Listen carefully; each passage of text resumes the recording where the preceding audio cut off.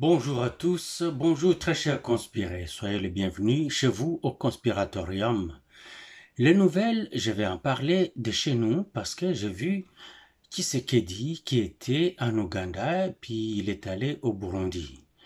Je ne vais pas parler du Burundi car ça c'est rien de spécial, mais je vais parler de Ouganda. L'Ouganda, pourquoi? Parce que l'Ouganda est un allié naturel du Rwanda.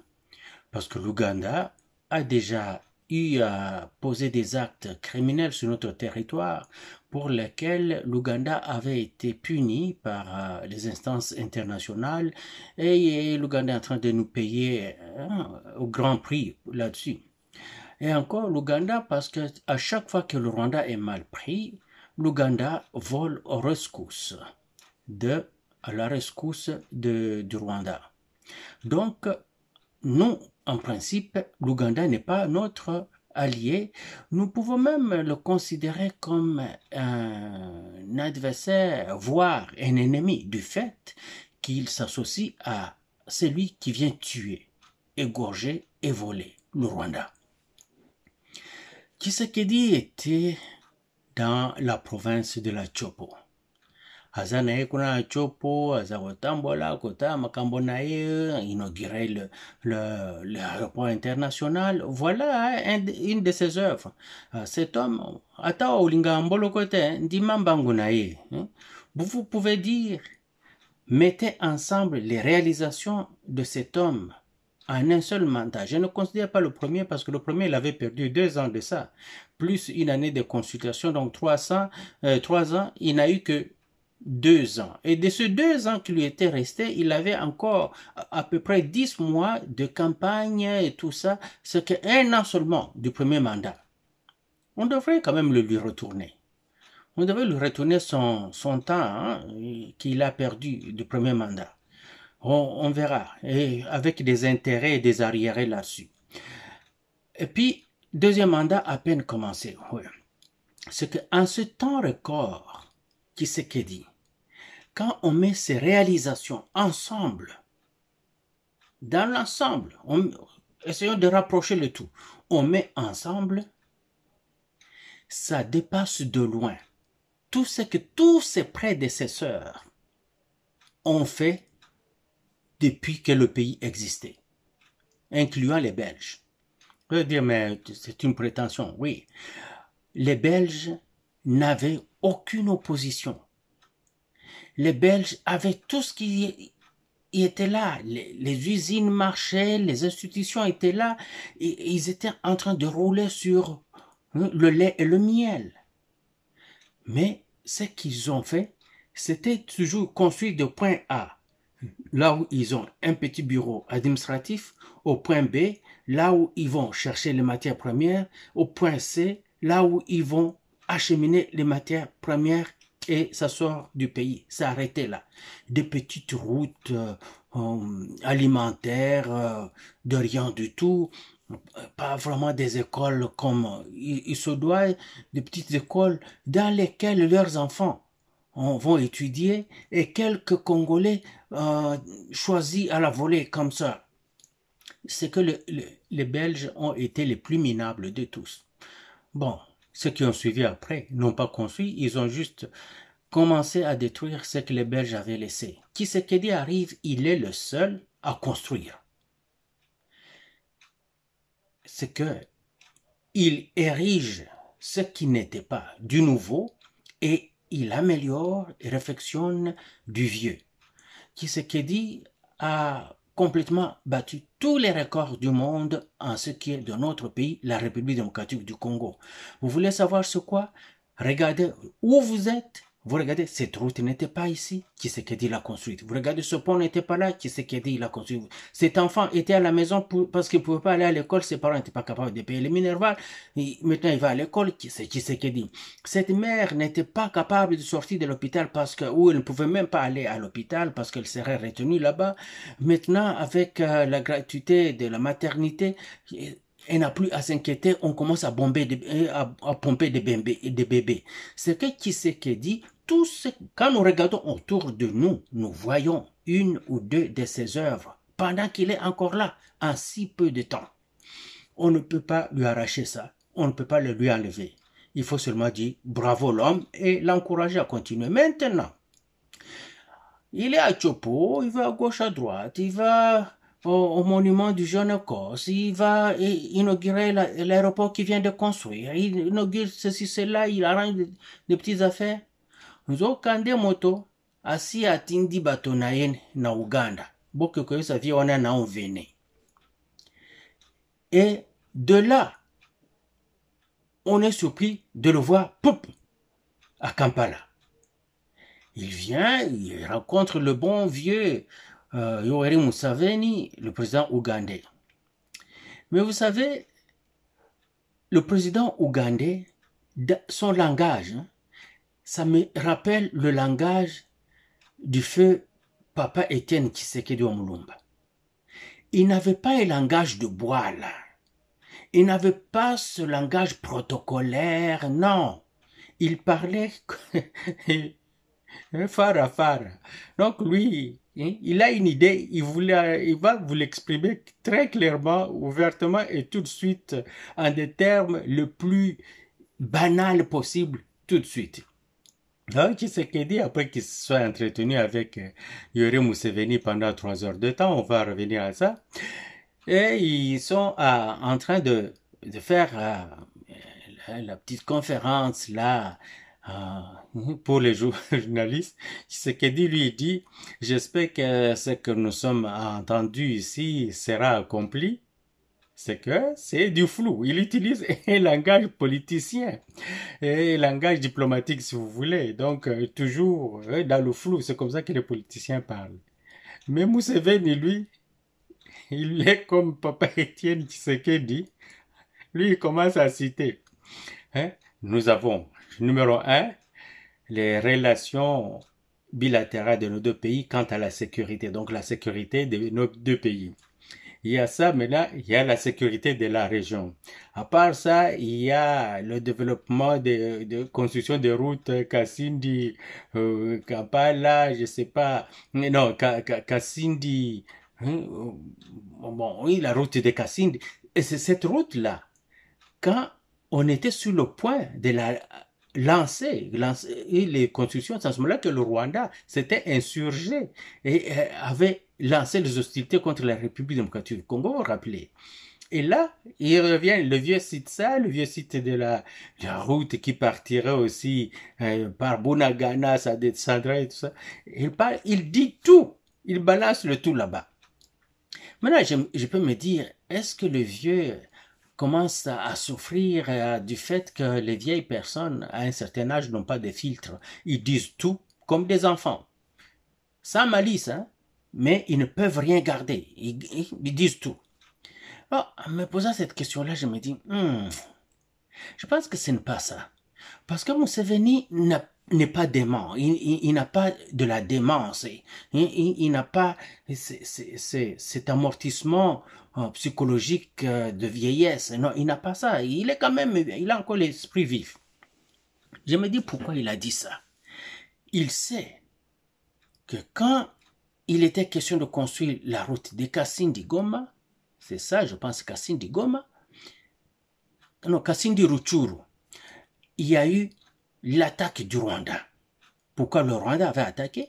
Parce que le Rwanda ne veut pas qu'il y ait développement de la République démocratique du Congo. Sinon, qu'est-ce que va faire le Rwanda? Il profite du fait que la RDC a besoin de tout et que le Rwanda peut importer des affaires et les exporter vers nous. Et ça lui fait beaucoup de pognon. Et dans l'entretemps aussi, si cette route se développait, c'est qu'il y a tout ce qui suit les routes, donc les agglomérations, les services de sécurité, les intérêts des étrangers qui vont, quand les étrangers viennent investir, ils amènent aussi des moyens de sécurité pour leurs biens. Et le Rwanda ne voulait pas ça. Aussi, le Rwanda ne voulait pas que ce soit l'Ouganda qui puisse avoir ce marché. Le Rwanda voulait qu'il puisse avoir ce marché-là au détriment de l'Ouganda. Il a court-circuité l'Ouganda. Même s'ils sont des alliés, en politique, là, il n'y a pas d'amitié. Donc les Ougandais l'ont toujours à la gorge. Et les Ougandais n'ont pas oublié qu'avant cela, ils étaient en conflit avec le Rwanda. Un vrai conflit. Il y avait même quand le Rwanda avait accusé l'Ouganda d'avoir kidnappé des diplomates rwandais. Et ils étaient sur le point même de se faire la guerre. C'est Tshisekedi qui est intervenu, notre président actuel. Il est intervenu pour aller faire la paix entre les deux. Et quand ils se sont entendus, ils lui ont poignardé dans le dos. Les Bahas vous disent qu'il ne faut jamais guérir quelqu'un de sa crise de prostate, car vous risquez de vous retrouver célibataire après. J'ai utilisé un langage codé. Les Bahavus qui sont ici comprennent. Et ils peuvent vous le dire en Kiavu. Moi, si j'osais le dire ici en Kiavu, ma grande sœur, la religieuse, va me tomber dessus. Alors, je ne vais pas le dire. Ouais, il y a d'autres personnes aussi, quand je dis des choses, moi j'ai été soldat et dans l'armée, nous n'avons pas ce genre de langage protocolaire. Tout est cru parce que euh, quand vous êtes sous le feu ennemi, vous êtes stressé, vous êtes, je sais pas comment, dans des circonstances où vous n'êtes pas vraiment au contrôle de tous vos moyens. On n'a pas de langage diplomatique, alors on développe ce genre de langage. Les soldats de chez nous, ils ont un langage, et vous allez dire que c'est un langage un peu écarté. C'est le langage des soldats, c'est universel. Donc, on me dit, ah non, pourquoi tu vas dire que non, les Congolais sont en train de lécher aux étrangers. Pourquoi tu ne peux pas juste dire, oh, ils sont en train de faire de beaux yeux aux étrangers, ils sont en train d'amadouer les étrangers, au lieu de dire qu'ils sont en train de lécher les étrangers là-bas. Hein?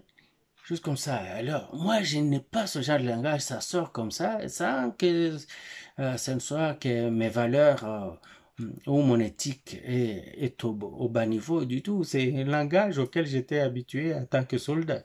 Voilà. Alors, Museveni sort des choses brusquement comme ça, comme le sortait Papa Étienne. Papa Étienne, c'est pour ça que Mobutu avait beaucoup de misère avec lui. Ils vont se parler et puis Papa Étienne sort dehors, il balance le tout juste comme ça. Et Mobutu n'en pouvait plus. Et voilà. Voilà, maintenant, là où Museveni et Kagame, ils étaient vraiment au point de se faire une guerre ouverte, chaude, une guerre de haute intensité. Quand Tshisekedi, qui ne voulait pas encore qu'il y ait d'autres foyers de tension dans la région, il dit l'Est de mon pays est mis à mal, je ne veux plus qu'il y ait encore d'autres flux des réfugiés de deux côtés, par-ci, par-là, les Rwandais qui viennent encore, les Ougandais, tout ça, je dois aller éteindre le feu. Il est allé éteindre le feu. Quand il a éteint le feu entre ces deux protagonistes, qu'est-ce qu'ils lui ont fait? Ils se sont retournés. Ils lui ont poignardé dans le dos. Et voilà. Maintenant, Tshisekedi est allé voir le vieux Mousse. Quand il rencontre le vieux Mousse, il se parle. Le vieux Mousse, cette fois, est partant. C'est à ce moment-là que je me dis, ah, Tshisekedi, quand je pense qu'il n'a plus de cartes à jouer, il trouve toujours un petit lapin à sortir de son chapeau. Donc, il y a toujours une petite magie quelque part. Et ça, il faut le reconnaître, cet homme. Hein. Il a l'art diplomatique. S'il avait dans son équipe des gens qui pouvaient travailler comme lui, ne fût-ce que 3, 4, je vous assure qu'il ferait des grandes choses. Je ne veux pas parler des miracles parce que la plupart des gens chez nous, vous êtes rendus tellement religieux que si je dis il fait des miracles, oh, Azanzambete. Bon, ok. C'est ça, il va faire des grandes choses. Mais ce qu'il fait et que on s'y attendait plus jamais dans notre vie, je pense que ça frôle du miracle pour notre pays RDC. C'est que si ça se concrétise, si le vieux Museveni est vraiment partant et qu'il observe l'intérêt de son propre pays, au lieu d'aller encore se mettre avec le sanguinaire Kagame, oui, il y aura des choses qui vont se faire entre les deux pays. Là, je suis allé voir un peu qu'est-ce que le Congo a à protéger avec l'Ouganda. Je me suis rendu compte qu'au moment où on se parle, il y a beaucoup quand même, il y a beaucoup de Congolais qui vivent à Kampala et qui y vivent tant bien que mal sécurisés. Ils sont bien là-bas. Même s'ils savent que leur pays est de mèche avec le Rwanda, mais ils disent qu'ils vivent bien là-bas. Et c'est des centaines, des milliers. Ils ne sont pas réfugiés, ce sont des gens qui vont y vivre comme expatriés et qui peuvent retourner chez nous n'importe quand. D'ailleurs, ils sont toujours entre les deux pays, traversant des frontières de part et d'autre tout le temps. Et des membres de ma propre famille, de mon propre sang aussi. C'est que il n'y a rien de bizarre dans tout ça. À part cela, qu'est-ce qu'il y a d'autre?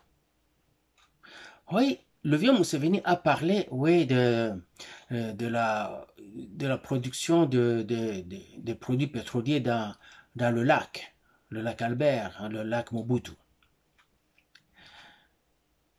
Ça a toujours été un problème parce que les Ougandais exploitent déjà, et ils exploitent même de notre côté. En plus de ça, les Ougandais ont déjà modifié la carte géographique par le fait qu'ils réclament les eaux territoriales de la RDC comme étant les leurs. Il paraît qu'ils arrêtent, me semble, je me suis fait dire cela, qu'ils arrêtent les pêcheurs congolais qui pensent être dans les eaux du Congo en train de vaquer leurs occupations de pêche, et ils voient des soldats ougandais qui approchent, disent vous êtes dans les eaux ougandaises. Ils disent non, depuis la nuit des temps, ici où nous sommes, ça a toujours été zaïrois, congolais, et ça n'a pas changé. Ils disent non, ça a changé, maintenant c'est rendu chez nous. Nous avions un pays qui ne l'était plus avant Tshisekedi. Et ainsi, nos voisins se permettaient de faire tout ce qu'ils voulaient de notre pays, dans l'impunité totale et surtout de connivence avec les autorités de Kinshasa, les autorités kabylistes. Alors Tshisekedi arrive, lui, il y va petit à petit, sûrement, il ne recule pas, il ne brusque pas. Parfois, nous voulons qu'il brusque, mais il ne fait pas ça. Il y va tout doucement, méthodiquement. Mais je pense qu'ils sont rendus au point de mettre ça à bon port avec le vieux Mousse, et ça va bien. Pourquoi alors Museveni aujourd'hui semble ouvrir la porte? Est-ce que ça a à voir avec la relation entre Chine et RDC? Est-ce que c'est cela? Le fait qu'il y ait une coopération multidimensionnelle entre la Chine et la RDC, ça se pourrait que ce soit cela. Mais qu'est-ce que l'Ouganda en tire? L'Ouganda tire tout le profit de ça. Comment? Parce que la Chine est en partenariat stratégique avec la Russie. Et la Chine est en partenariat stratégique avec la RDC. L'Ouganda est en train de chercher des partenariats stratégiques avec la Russie. Et l'Ouganda a demandé de se joindre aux BRICS. Elle a déjà fait la demande. Nous, on n'a pas encore fait la demande. On a juste exprimé la volonté, le vouloir, l'intention de demander. Ce qui fait que l'Ouganda se dit, j'aurai la Russie de ce côté-là, Tshisekedi a la Chine de ce côté-là, nous deux, nous avons cette union entre Chine et Russie, nous allons en profiter et nous allons être ensemble. Quant à voir ce Rwanda qui est toujours avec les Occidents, on peut le laisser là-bas. Parce que le duo Chine-Russie, bangonde bakolo makambo. Bakolo masolo, hein? Bakolo masolo nde balobakisa ça. C'est ça. Je pense qu'en vertu de tout ça, la Chine a demandé à la Russie de dire à son ami Ouganda de revoir un peu, de mettre un peu d'eau dans son vin, dans ses relations avec la RDC. Car la Chine voudrait voir la RDC être sécurisée du côté de l'Est pour permettre aux Chinois de faire les affaires dans lesquelles sont les Russes. Et par ricochet, les Ougandais veulent en profiter parce qu'il y aura maintenant des ententes entre les deux pays voisins et les deux vont se développer. Le vieux Museveni veut laisser son pays entre les mains de son fils, le général. Et il ne veut pas lui laisser un pays qui est débalancé. Il veut lui laisser tous les avantages possibles. Quant à faire, arranger les relations avec la RDC avant qu'il ne se retire de la scène. Je pense que c'est tout ça ensemble qui a amené Fachi à aller voir le vieux et parler avec le vieux. C'est un coup de maître. Ça, je lui reconnais. Ce ne sont que des choses comme ça que nous voulons. Et il a choisi le bon moment. Est-ce qu'il est en position de faiblesse pour aller chercher à négocier? Non. Au moment où on se parle, Fachi est en position de force. Parce que Fachi a maintenant les gros bras qui sont derrière lui. En l'occurrence, la Chine. Et la Russie par le fait même. À part ça, j'ai vu des grands Matouza arriver. Il a choisi le moment où les forces armées congolaises gonflent du muscle pour aller voir Museveni et dire parlons en tant que frères. Comment nous pouvons arranger nos problèmes ensemble? Parce qu'il y a toujours ce qu'on a toujours appelé la paix des braves. Où vous ne faites pas la paix parce que vous êtes faible, mais vous faites cette paix parce que vous pouvez vous empêcher de bondir sur l'autre et le déchiqueter en morceaux. Vous pouvez vous empêcher de créer le malheur autour de vous. Alors, vous allez faire cette paix pour que les enfants, demain et après-demain, puissent récolter les fruits de cette bravoure, de ce dépassement de soi. Le fait d'avoir avalé son orgueil personnel, détruire cette impulsion qui nous amène à être imbus de nous-mêmes. Vous voyez comme quand vous voyez la femme, une femme face à son mari. Le mari est intransigeant et la femme cède. Et vous ne voyez aucune amertume. Elle fait la paix. Car elle a cette bravoure, cette force de caractère d'aller jusque-là. Mais l'homme, lui, n'a pas ça. Et c'est en fin de compte la femme qui gagne.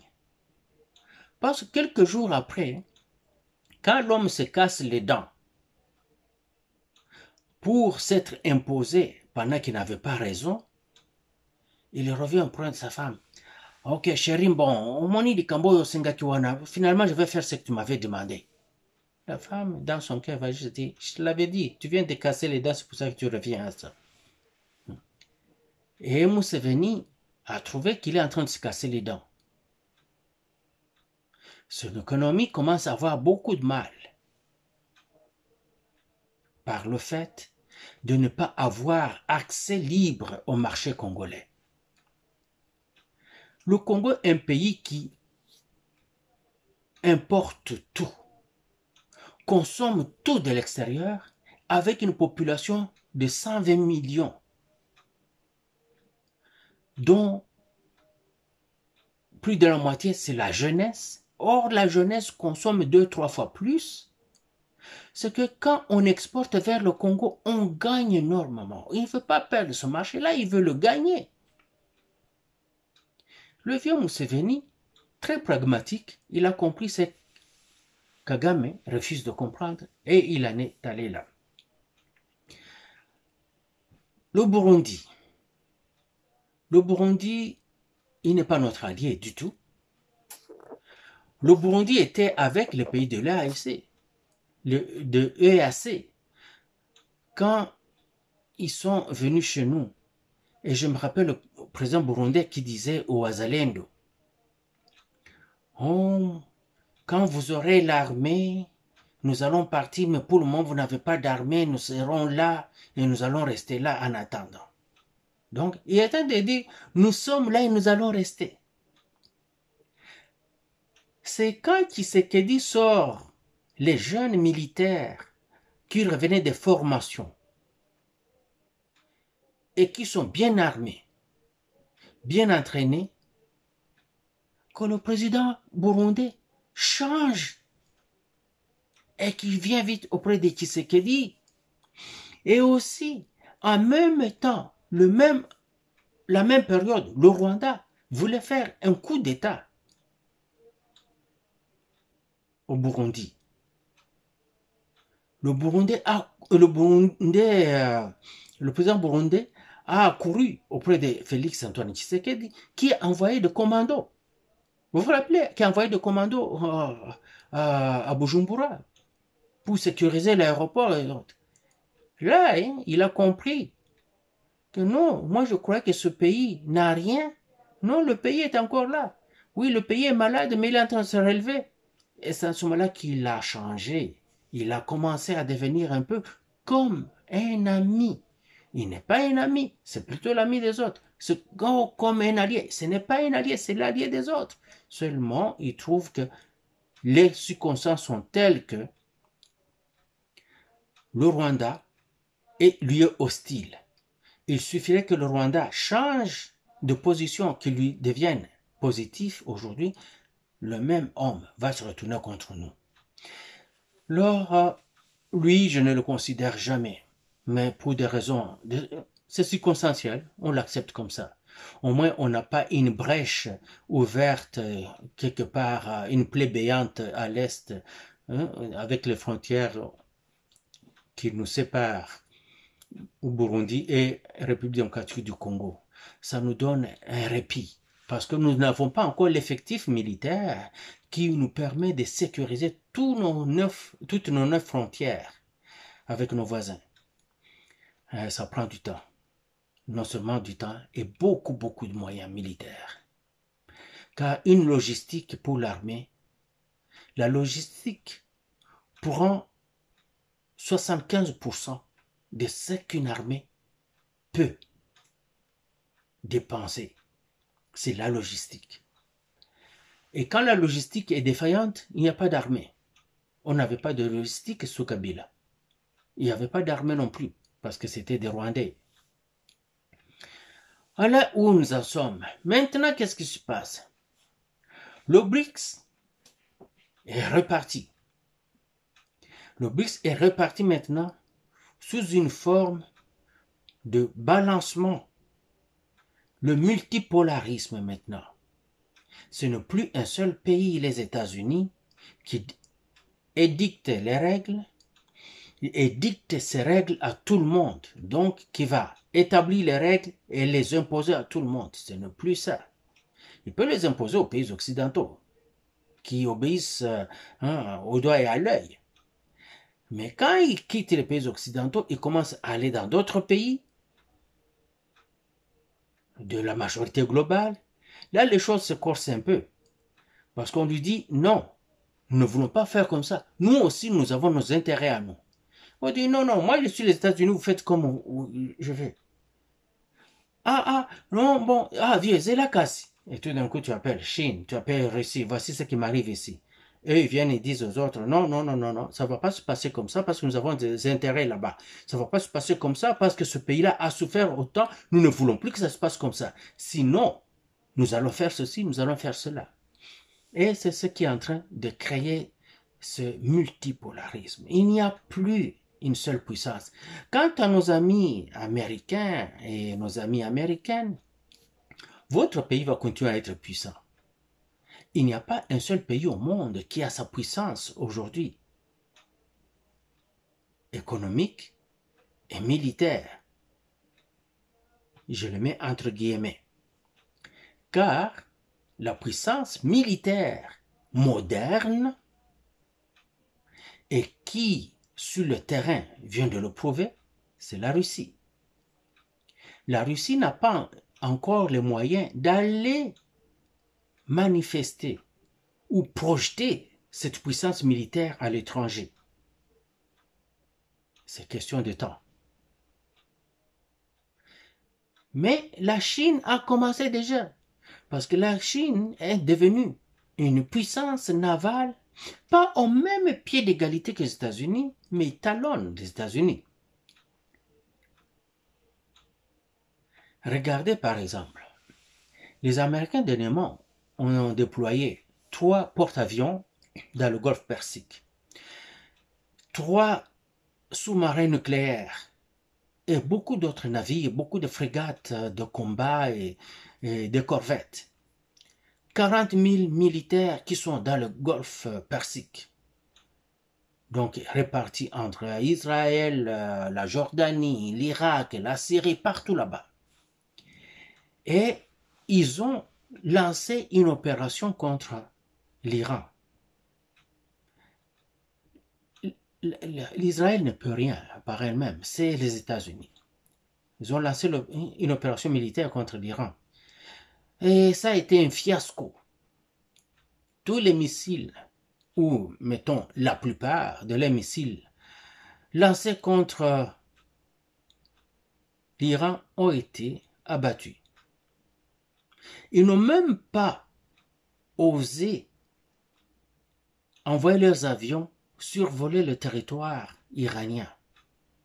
Car pendant que les avions volaient pour aller bombarder, ils se sont rendus compte qu'ils étaient sur le radar ennemi à des distances incroyablement longues. Chose à laquelle ils ne s'attendaient pas. Leur avion furtif, le F-35, le gros fameux F-35, je le dis et je signe, le gros fameux F-35 n'était pas furtif comme on le dit, parce que le système de radar des Iraniens était verrouillé sur l'avion. Ils ont rebroussé chemin vite avant qu'il ne se fasse écrabouiller. Et ils ont arrêté l'opération. Pourquoi ils ont arrêté? C'est parce qu'ils ont vu qu'ils ne pouvaient plus avoir la main dessus. Ils ne pouvaient plus l'ascendant sur l'Iran. 2 jours avant cette opération-là, il y a eu 3 avions citernes. Donc, l'avion est à pompe essence. Son travail, c'est de ravitailler les bombardiers en plein vol. 3 avions citernes des Américains étaient arrivés dans le golfe Persique. Pourquoi des avions citernes? Ça montrait que, donc, l'opération militaire qui allait se faire était d'une envergure incroyablement grande. Et ça n'allait pas se faire pour 2 heures, 3 heures, ça allait se faire pour plusieurs heures et peut-être quelques jours. C'était pour la décapitation de l'Iran. C'était pour la destruction totale de l'Iran.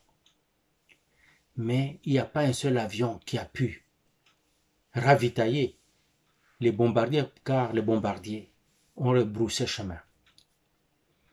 Mission accomplie pour les Iraniens, défaite pour les Américains. C'est là que je veux dire que la puissance américaine va se limiter à des pays comme la RDC. Ça peut se limiter à des pays comme l'Éthiopie. Encore, faudra-t-il que les Chinois le permettent ou les laissent faire, mettons.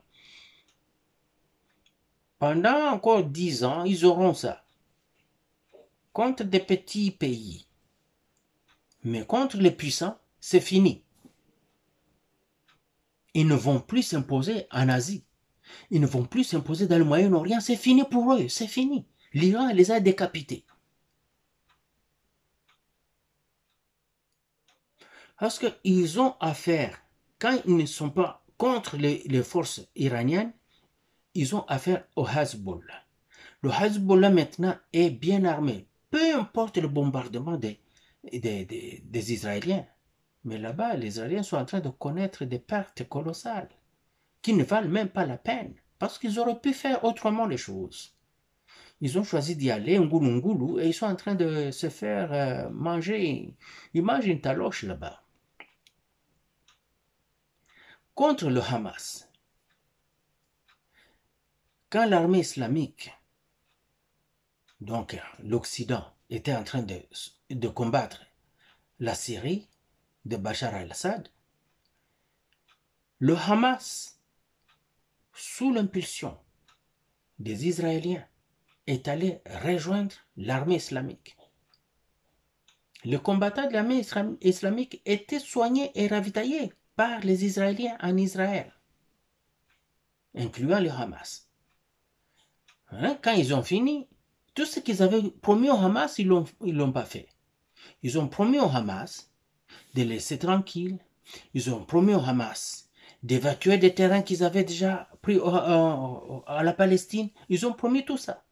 Ils n'ont pas fait ça. C'est pour ça que le Hamas les a attaqués.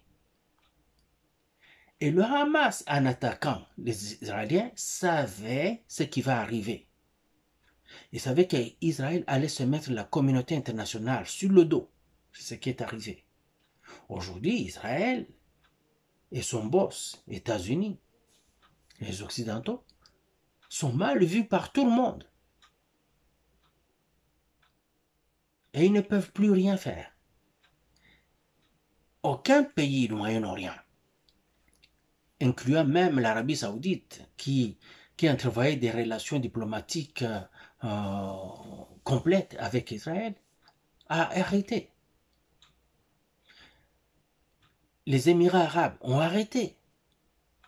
La Jordanie qui garde encore des relations avec Israël parce que la Jordanie reçoit des dividendes de ça, de cette paix-là, à l'instar de l'Égypte, ils reçoivent des milliards de dollars versés chaque année à eux.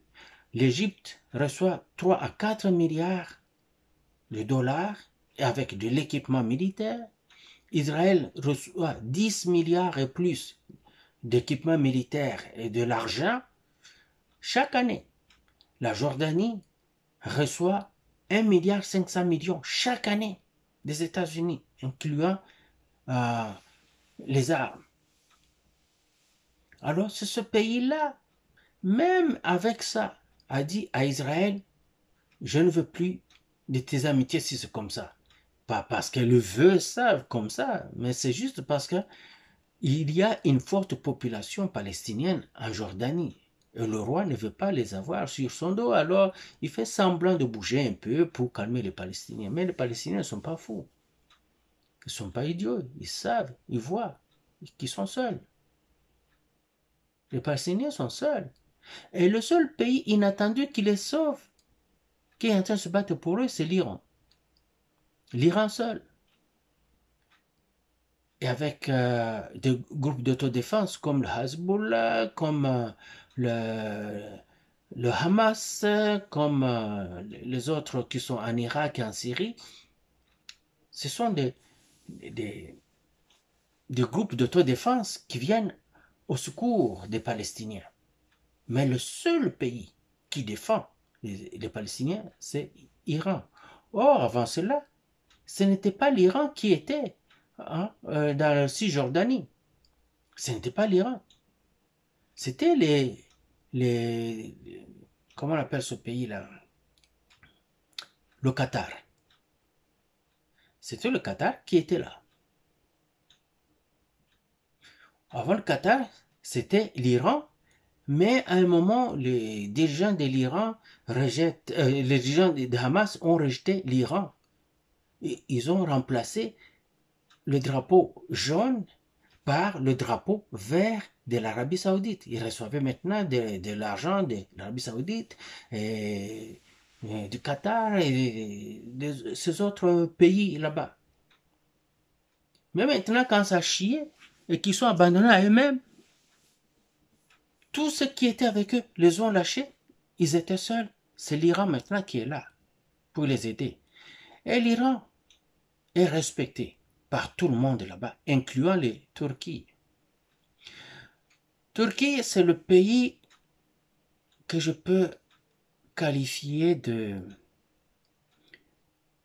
Fayoulou. Ouais, comment Fayoulou, il est à gauche, il est à droite, il est oiseau, il est animal, c'est une vraie chauve-souris. C'est ça la Turquie. Turquie va dire, je suis avec les Palestiniens, mais je vais vendre les armes aux Israéliens. Je suis avec les Palestiniens, mais je vais fournir du carburant à Israël. Je suis avec les Palestiniens, mais je fais des affaires commerciales complètes avec les Israéliens. Je comprends qu'ils ne vont pas s'empêcher de vivre eux aussi. Mais dans le contexte de ces pays là-bas, ça se jouait au jeu dangereux. Mais ça a toujours été la marque déposée de ce pays-là, qui va manger à midi avec les Américains et au souper mange avec les Russes. Gauche, droite, gauche, droite. Un jour, quelqu'un va dire, je suis fatigué de ce jeu-là, je te laisse tomber. Et ça sera difficile pour ce pays-là, la Turquie. Voilà où nous en sommes aujourd'hui avec la communauté internationale. Le Congo est en train de profiter de ce que ça offre et Tshisekedi est en train de jouer sa carte. C'est une carte de positionnement avec la multipolarité. Qui va être le maître de l'Afrique centrale? C'est là le nerf de guerre. Quand vous voyez des soldats rwandais se déployer, oh, ils sont à Sake, ils sont à Walikale, ils sont par-ci par-là. Ce ne sont pas vraiment de gros contingents militaires. Mais comme ils ont des moyens satellites offerts par leurs sponsors, ils peuvent voir des endroits qui ne sont pas protégés. Ils vont chercher où c'est faible, où c'est mou. Ils vont là-bas. Même si c'est 50 soldats rwandais qui arrivent là-bas, ça sème tout un émoi dans la communauté congolaise. Et ça fait paniquer l'armée aussi parce qu'ils vont se dire comment on a pu perdre ça. Parce que les Rwandais ont compris que s'ils vont mordre à l'os dur, donc les retranchements des troupes congolaises, ils vont perdre à coup sûr. Alors, ils vont eux aussi maintenir leur position face aux Congolais, mais ils font de petites expéditions par-ci par-là où c'est mou. Juste mordent ici, et sans que c'est dur, ils passent. Ils mordent ici, ah non, c'est mou, ils mordent encore plus, ils entrent. C'est comme ça qu'ils font. Ce que le Congo doit faire, c'est d'avoir des moyens de surveillance, c'est tout. Parce qu'on ne peut pas avoir un soldat partout. Il faut surveiller, voir des mouvements de partout. Si nous n'avons pas les moyens, nous pouvons avoir des amis qui en ont les moyens. Il y a quelques semaines, je pense, c'est-tu un mois? Je pense qu'il y a un mois, Même le Sénégal vient de lancer son satellite. Ça a été lancé en Californie, en Floride. Ce satellite a le Sénégal. L'Éthiopie a déjà ses satellites en orbite. L'Afrique du Sud, ça fait longtemps. Le Nigeria aussi. Même le Kenya a des satellites là-bas. L'Ouganda en a déjà. Ça ne prend pas grand-chose. Nous allons en acheter. C'est juste acheter ça. Nous pouvons acheter ça auprès des Chinois, nous pouvons acheter ça auprès des Russes. Et ils vont laisser ça en orbite pour nous. Ce n'est pas de la magie, ça. Et le président ne peut pas tout le temps, lui seul, penser à tous ces détails. Il a des conseillers qui doivent penser à ça. Tous ces gens-là qui sont des spécialistes, je ne sais pas, on en voit tout autour la présidence quand on le présente, n'importe qui, aux spécialistes des études de stratégie et défense, même des civils, hein, tout le monde, stratégie et défense, des choses comme ça. Stratégie et défense. Et vous ne pouvez pas penser à des petits détails à impact solide comme ça. Je ne sais pas comment vous travaillez. Vous n'aidez pas le président. Je ne peux pas dire au président ce qu'il faut faire parce qu'il sait ce qu'il faut faire. Et quand il prend de bonnes décisions, ce sont des décisions qui sont agréables à observer. Mais ça prend beaucoup de temps. Parce qu'on le fait amener à gauche, à droite, à gauche, à droite, à gauche, à droite, par les collaborateurs. Tout président fonctionne avec des collaborateurs. Il ne faut pas penser que c'est lui qui fait ce que les autres ne font pas. Non. Tout président fonctionne avec des collaborateurs et des conseillers. C'est eux qui vont partout, c'est eux qui se creusent le ménage, c'est eux qui lisent les journaux, c'est eux qui suivent ce qui se passe à gauche, à droite, sous d'autres pays, sous d'autres cieux, dans d'autres organisations. C'est eux qui surveillent ce qui se passe avec les ONG qui sont sur le terrain. Avec les services spécialisés de sécurité comme la DEMIAP, l'ANR, tout ça, et amène de la viande déjà cuite au président, qui va juste prendre et la découper et manger. Mais ils ne font pas ça. Le président lui-même doit aller à la boucherie, choisir la vache qui sera abattue, choisir comment on va la tuer, les découpages. Il doit amener ça lui-même dans le marché, vendre, et puis prendre, aller cuire à la maison, servir. Non, on ne fait pas ça à quelqu'un. Pas à quelqu'un comme Tshisekedi qui se donne corps et âme au pays.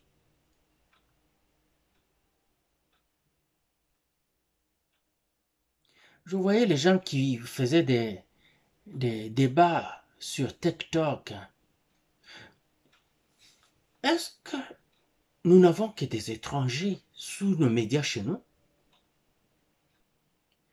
Je ne peux pas concevoir que des Congolais dignes de ça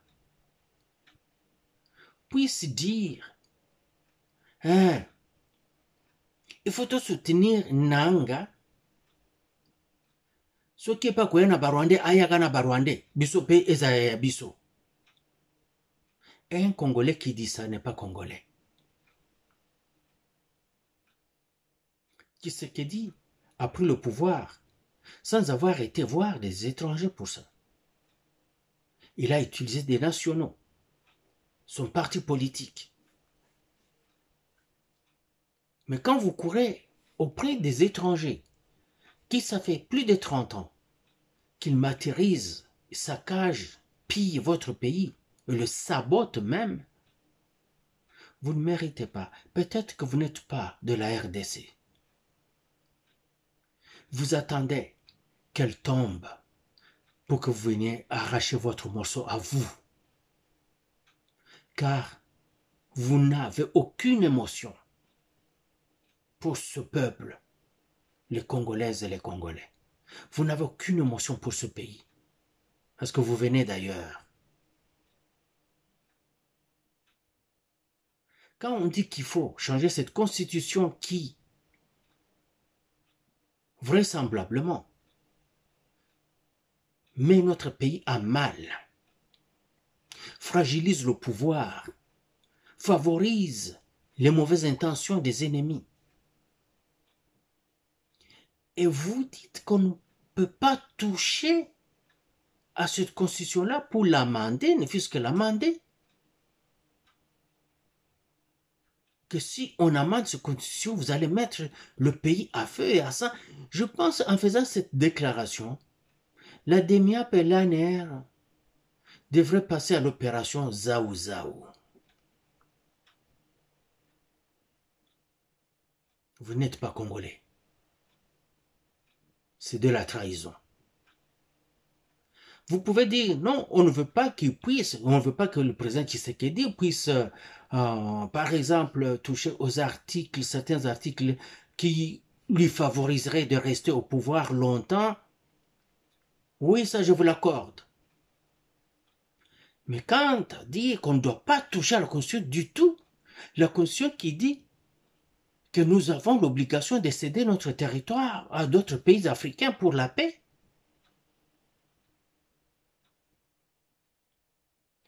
une constitution qui, dans certains alinéas, favorise l'avènement de groupes comme M23, l'AFC, la CNDP et les autres.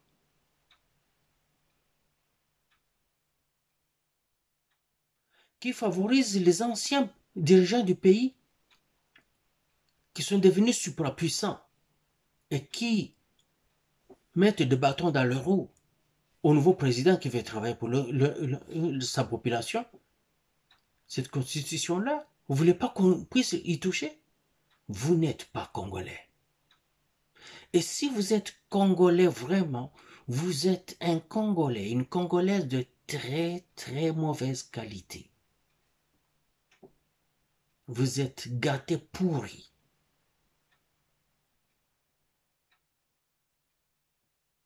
Vous allez me dire, oh, Bishop Photolia.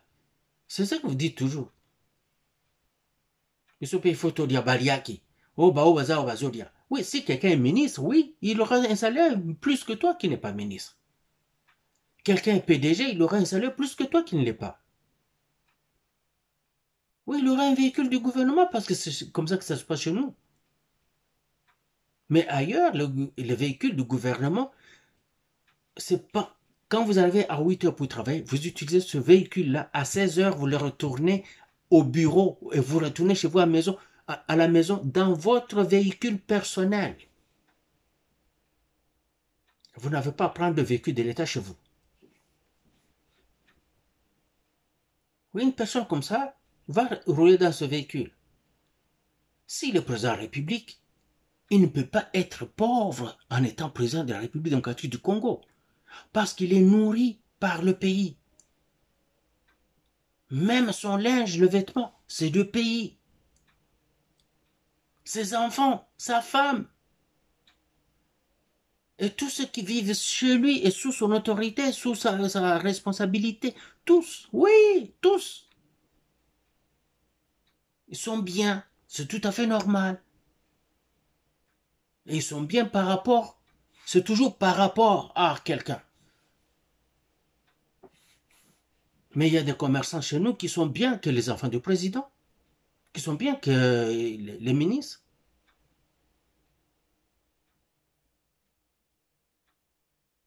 Vous n'allez pas nous dire, hein, Omoni, hein, Tala a commis riche. Oui, il faut qu'il soit riche parce qu'il est président. Il ne peut pas être pauvre. Je ne dis pas qu'il doit détourner les fonds du gouvernement, de l'État. Tshisekedi ne détourne pas les fonds. S'il y a un seul président encore au monde qui est quasi immaculé, je ne dis pas qu'il est saint, il est juste quasi immaculé, c'est Félix Antoine Tshisekedi. Pourquoi je le dis? Parce que tous les Occidentaux sont contre lui. Ils utilisent leurs médias,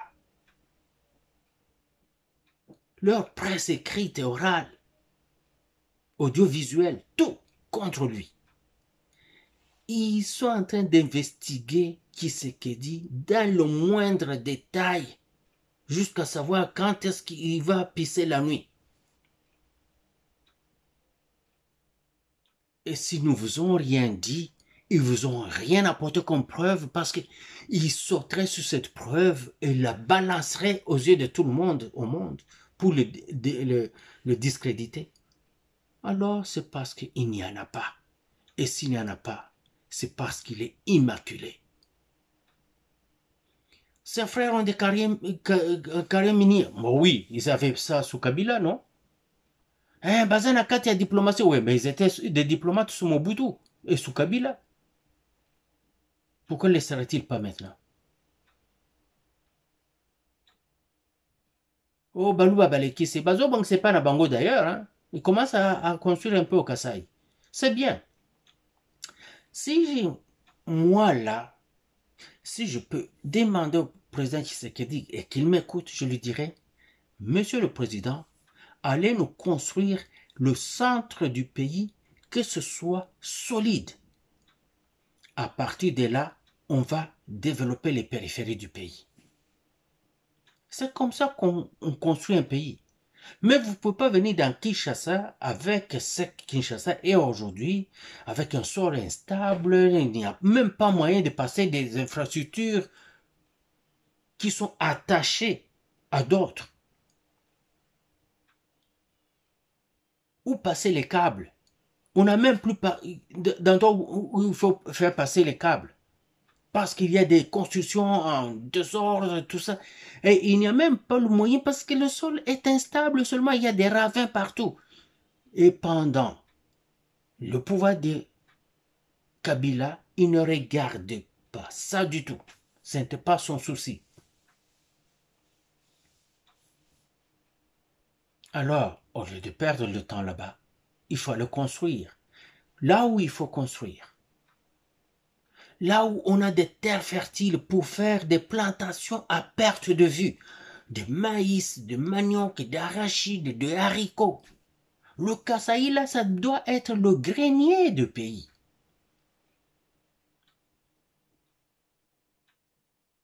Le Kasaï, c'est au Congo.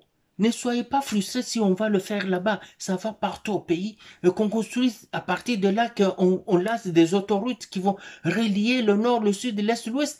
Ne soyez pas frustrés. C'est comme ça, c'est notre pays, c'est chez nous.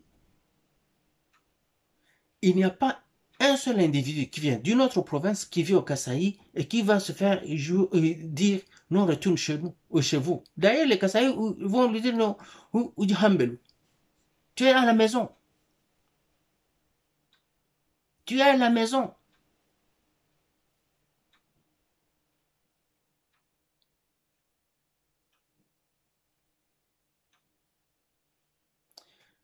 Ah, que Dieu bénisse notre République démocratique du Congo et qu'il protège Félix Antoine Tshisekedi.